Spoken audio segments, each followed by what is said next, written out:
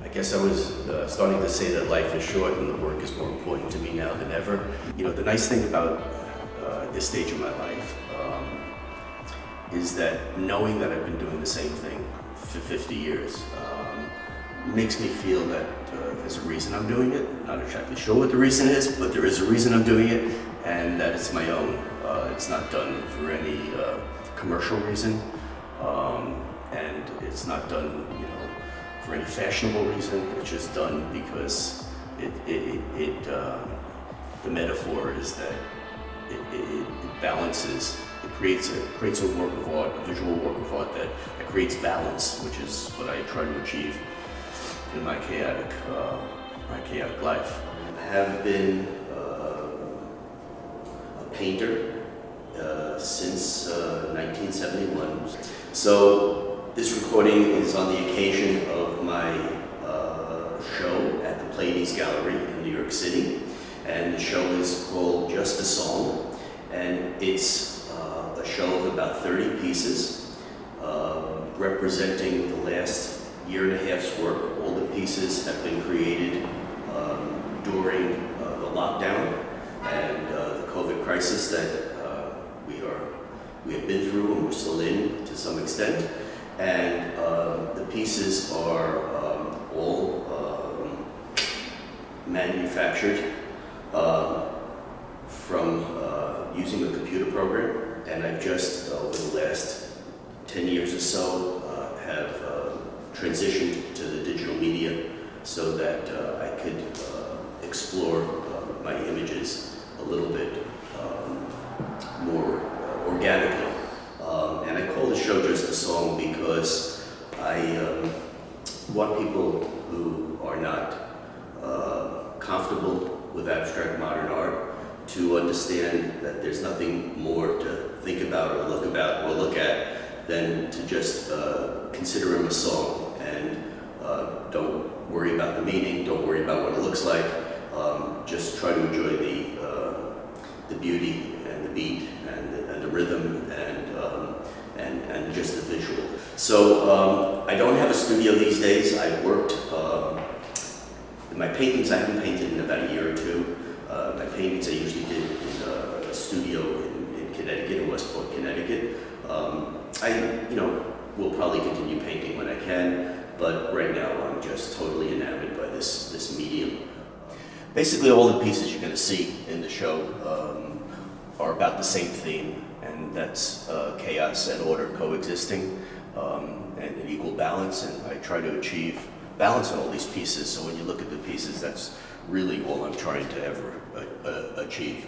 And even though I use a digital medium, I try to keep it very loose. I try to have my hand in it, and I play around a lot with the textures that can be created. And this piece is called Weight, and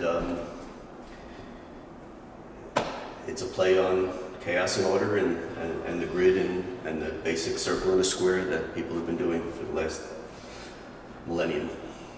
So this series is all variations on a theme. This piece is called Yes It Is, just changing the colors and the contrast.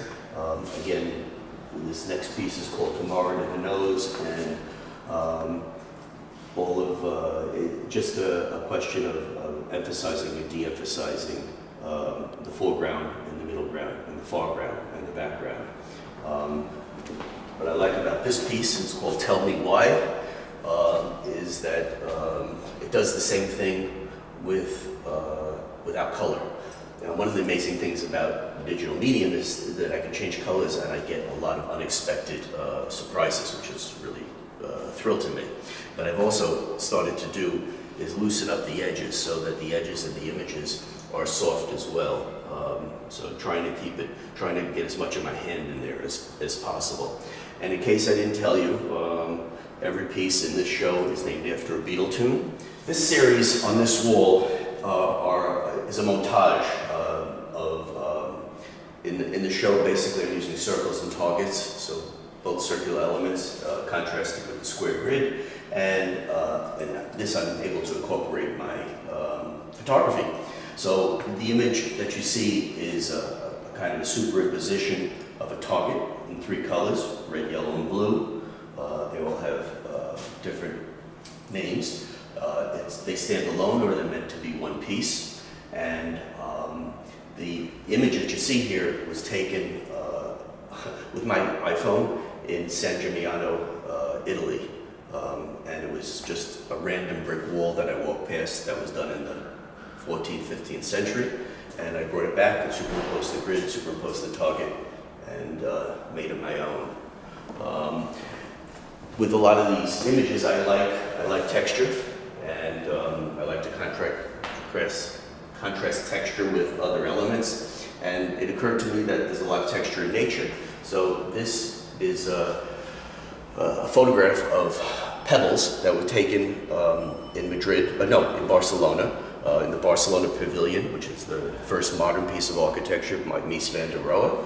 And it's in the reflecting pool, and I took that and excerpted it and superimposed the target over it, and lo and behold, I got another image, and it's called Think for Yourself. This piece is a complex piece. It's a brick wall in New York City, but the bricks protrude out and they're curved. And I quoted at a time when the sun was coming in a direction, casting these shadows, superimpose the grid, and voila, you have another piece called You Won't See Me. So that's it for the photographic elements. As you can see, this gets back to those first pieces that were done with squiggles and building up texture with squiggles. These were done more with dots, but still utilizing all the circular elements in the grid. This piece is called 8 Days a Week, which is my life, and this piece is called The End, which is very meaningful. And in this piece, you can't tell what is foreground and what is middle ground and what is background, and that's the ambiguity that I kind of achieved, but hopefully it's balanced. These 3 pieces were supposed to be, this predates the pandemic. This was supposed to be in a show that never happened because of the pandemic, and I included here because I think they were inspiration basically for all the other pieces. So these pieces are red, yellow, and blue, which is a theme I've used a couple of times, and a circle, square, and triangle, which are basic forms. And what I've been able to do is manipulate the layers and create a foreground background situation that is very, basic and primal and childlike. But all the work that you see here after this came from these 3 pieces, which is why it's in the show. On this other wall, we have an exploration of this kind of what I call horizontal lines. It's kind of like a screen, maybe like a Japanese screen that you're always looking through, and you're looking through several elements. You're looking through things that have been erased, and squiggles, and a circle to be a dominant element, and there's lots of things going on. And all 3 pieces are individual pieces. This piece with the purple and red is called I've Got a Feeling. And what amazes me is I would have never, painting it, I would have never known to really make this color combination. It's just a surprise. You'll see a couple others in a few minutes that also just surprised me. These 2 pieces are interesting because they're kind of the reverse of each other. This piece is called Getting Better. And again, it's like looking through something, like you're looking through a screen. Throughout, modern art history, there's always been that open window that Matisse made famous, and so you're always looking through things. These are not an open window, but there's a window shape that you're looking through. These 2 pieces are one-off.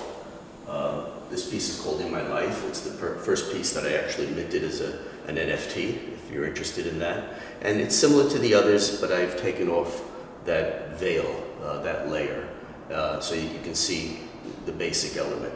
And what's amazing about this medium is that I manipulate one piece to the next piece to the next piece. It's constantly like working on the same piece, but what you see each time is something very, very different. Never preconceived, always organic, always done in the middle of the night, 4 o'clock in the morning, and it's all just playful kind of stuff. These are fairly recent pieces, similar to the piece in the beginning. It's meant to be one piece, to be taken as other. This piece here is called Tell Me What You See. This is Good Day Sunshine, and this one is called Something. All tunes of the Beatles songs. And again, it's those elements, and instead of doing a horizontal layer, or instead of doing a scribble, in this I've used these 3 or 4 layers of basic colors, of broad strokes, done randomly and not repetitively. I've used the whole frame as opposed to repeating, one of the grid modules. And what you see is a lot of chaos, and what you see is a lot of order, and hopefully they work at the same time and they coexist. These pieces relate back, I guess, to the circles we just saw, but these are targets. And again, the color combinations are a complete mystery and a surprise to me. They're very different from one another. I like them both very much. This one contains a lot of texture. I started playing around with mesotints, so take it away from the flat surface. One thing I can say about this medium is I use a large-scale photo printer. It's an Epson large-scale photo printer. It's archival, which means that it uses pigment inks. It doesn't use dye inks, which fade in time. These things are, have a 200-year lifespan. And the actual image looks like a silk screen. It just has a very beautiful quality to it, just like a painting, the surface of a painting has. So these are variations on a theme, but I think it just shows you the range of the medium. If you look, the only consistency is the green and the blue in the background, but everything else is new and unexpected. And what happens too is you get a lot of these random surprises. Not heading for perfection, just heading for playing around and achieving the right result. These are fairly recent pieces too.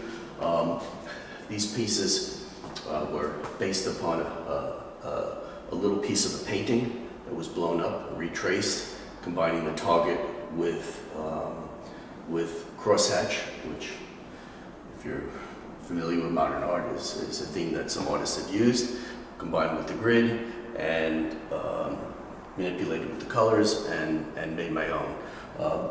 One of the reasons I used the target is because a man named Jasper Johns, about 50 years ago, 60 years ago, used the target, and he owned it, and no one was ever allowed to use the target. And it sort of bothered me. The target doesn't belong to him, doesn't belong to Target, the company, and I saw no reason not to challenge myself and try to use the target and make something else with it. Maybe I'll do the flag next, I don't know. But that's basically it. Again, this last piece here is called I'm Looking Through You, and what's nice about it is again, completely unexpected colors. I work a lot with the basic colors, but I change back and forth.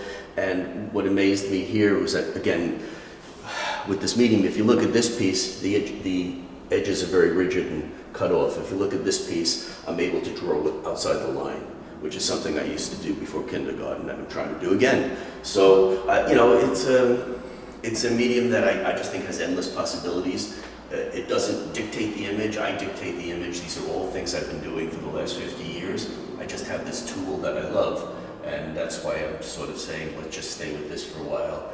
And you can see the variation that comes with this. So what are the plans for the future? Different styles or, I have some ideas, but I'm not going to tell you.